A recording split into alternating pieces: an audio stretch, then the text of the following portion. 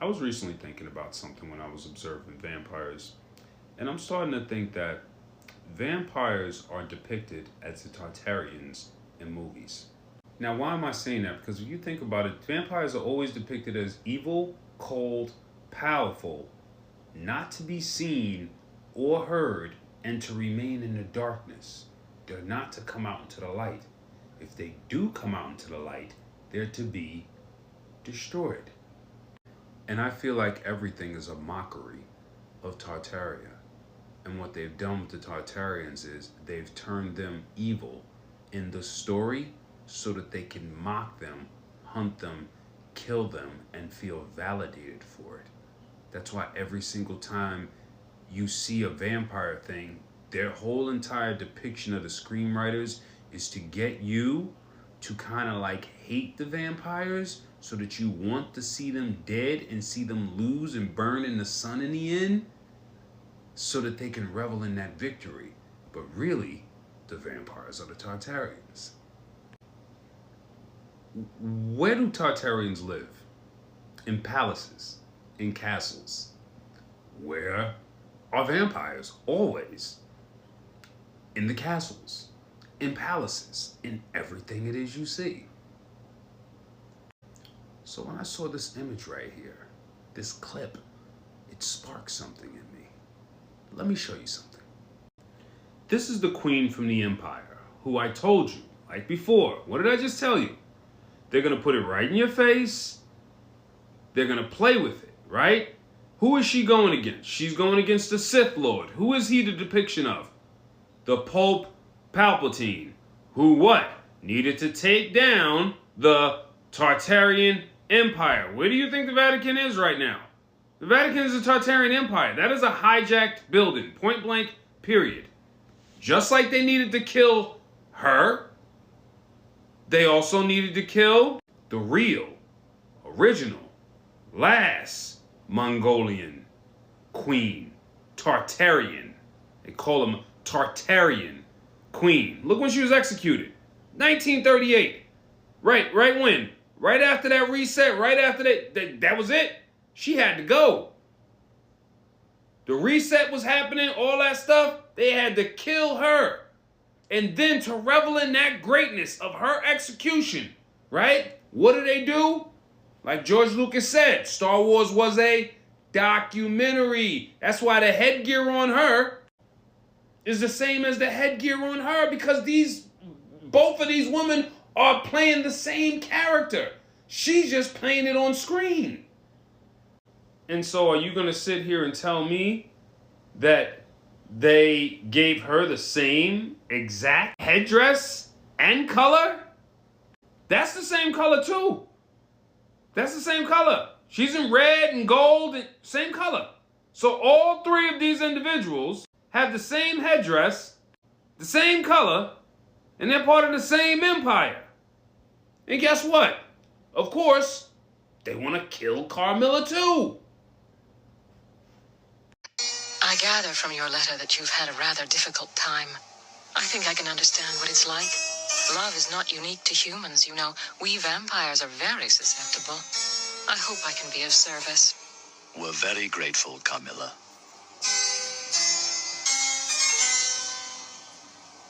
You both must be exhausted. Perhaps you should rest first. I'm sure that the young lady would like to freshen up.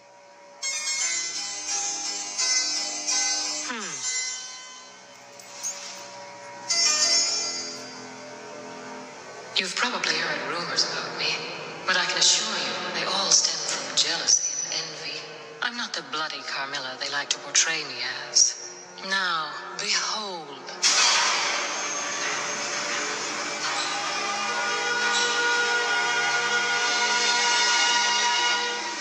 That's it. That is the ship. It will take you to the city of the night, where you can live peacefully at last. You can be happy there. There was a time, many years ago, when every castle had a ship like this one, and the night sky was full of their flashing lights. Those were the days when vampires flourished, and a love like yours was not so desperately impossible. So different from today. Our numbers dwindling, hunted and alone. We're hopelessly misunderstood. But you two seem to have beaten the odds. I'm very, very happy for you. The ship hasn't been used in years. I've no idea if it will fly safely, but I'm sure that's a risk you're prepared to take. We're very grateful. I only wish I could go with you.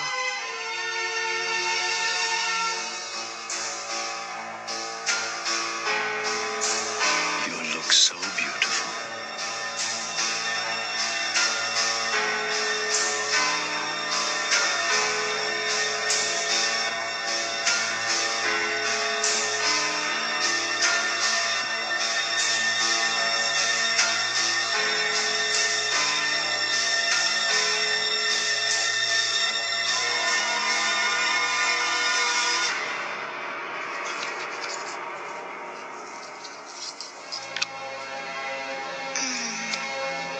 Why stop? I want you, Meyer. I want all of you. Why not? You don't know what it's like, Charlotte, to live forever in darkness eternal, forever thirsting for blood despite your best intention. I can't imagine that life for you, not for you, Charlotte.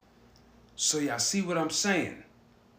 And then she takes the vampires in there, and then she unveils this ship, which is basically like, that could be a depiction of the organs that are inside of the cathedrals, or meaning there were actual ships attached to the castles, because all of the castles you're looking at now, they're missing pieces. They're missing big pieces. I didn't even get to the missing pieces on all these castles and palaces, but I'm going to get to it. They're missing pieces. But again, like I said, when you watch these things, they always have to show you through, this is called the looking glass. They have to show you through the looking glass. And it's your job to use your third eye and your discernment to decipher the code of what they're showing you. And I'm telling you right now, there is a connection between vampires and Tartarians. Because just like she said in here, you've been hunted for years. You've been hunted down. Our numbers are dwindling. What civilization was hunted down by every civilization all over the planet? Why would her headdress look like her headdress? And her headdress. If they didn't want to depict her metaphorically as a Tartarian character, they wouldn't have gave her. Headdress is everything. Headdress tells everybody exactly who you are, where you're from, your sect, your culture, your landmass, everything. Headdress shows everything. Soon as I see it, I know what it is. You feel me? But when the mind's blind, the eyes can't see.